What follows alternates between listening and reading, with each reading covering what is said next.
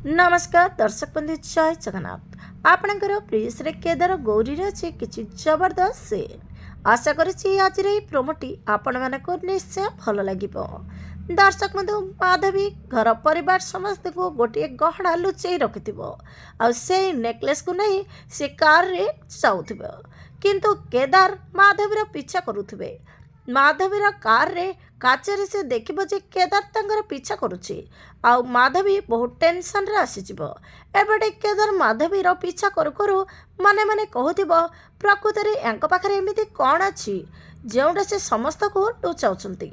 मु आज से विषय रे जानिकी रहिबी। एपटे माधवी विक्रांत को कॉल करी कहबो ए केदार मो पीछा करुछि मु बुझी पारुनी ए नेकलेस टाको केउंठी रखिबे। तापरे विक्रांत कहबे से नेकलेस टाको गाड़ी रे बाहर को फोपाड़ी दे। तापरे माधवी से नेकलेस को बाहर को फोपाड़ी दबो।